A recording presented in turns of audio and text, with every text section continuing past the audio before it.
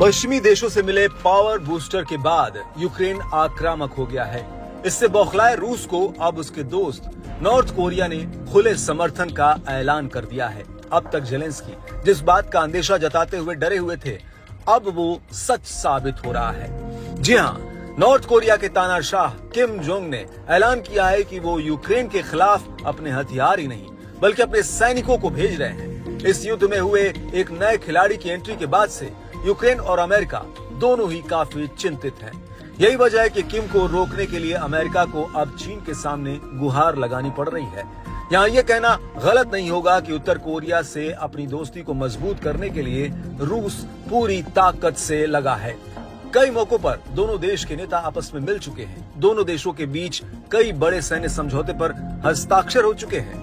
Kim Jong के Ukraine के खिलाफ युद्ध में रूस को खुला समर्थन देने से अमेरिका से लेकर नेटो तक खलबली मच गई है।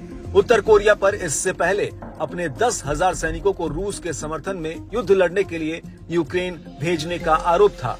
साथ ही रूस को हथियार सप्लाई करने का भी आरोप है।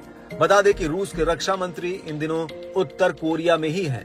किम जोंग ने रूस के रक्षा प्रमुख से मुलाकात के दौरान कहा कि उनका देश यूक्रेन में जारी युद्ध में रूस का हमेशा समर्थन करेगा। उत्तर कोरिया की आधिकारिक समाचार agency Korean central news agency यानी कि KCNA ने 30 नवंबर को इस बैठक की जानकारी शेयर की।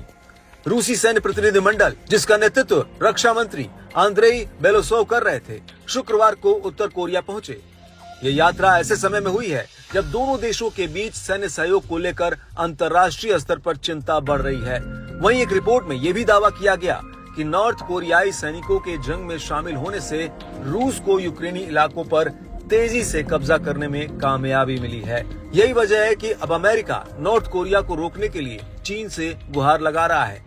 दरअसल आरोप है कि किम जोंग ने यूक्रेन के खिलाफ रूस को न केवल हथियार सौंपे हैं बल्कि नॉर्थ कोरियाई सैनिकों को भी जंग के मैदान में लड़ने के लिए भेजा है। बताते चले कि रूस और उत्तर कोरिया के बढ़ते रिश्ते यूक्रेन युद्ध और अंतर्राष्ट्रीय डिप्लोमेसी के लिए एक नया चुनौतीपूर्ण मोड़ है। उत्तर कोरिया ने पहले से ही यूक्रेन पर रूस के आक्रमण का समर्थन किया है, जिसके बाद से पश्चिमी देशों के साथ साथ संयुक्त राष्ट्र ने भी इस सहयोग पर कड़ी नजर रखी है। विशेषज्ञों का मानना है कि किम जोंग की ये साझेदारी तनाव को और बढ़ा सकती है।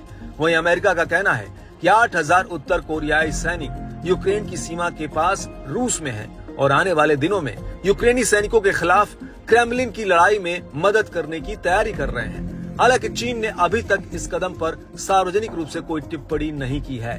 खैर, अब देखने वाली बात ये होगी कि किम जोंग उनकी मदद से रूस क्या अब दोगुनी ताकत से लड़ाई लड़ेगा, क्योंकि उत्तर कोरिया पर रूस को हथियार प्रणाली, मिसाइल और अन्य सैन्य उपकरणों को भेजने का भी आरोप है, जो रूसी राष्ट्रपति पुतिन को लगभग 3 साल से जारी युद्ध को और आगे बढ़ाने में मदद कर सकता है, जिससे यूक्रेनी राष्ट्रपति जेलेंस्की की टेंशन पहले से कहीं ज्यादा बढ़ सकती है।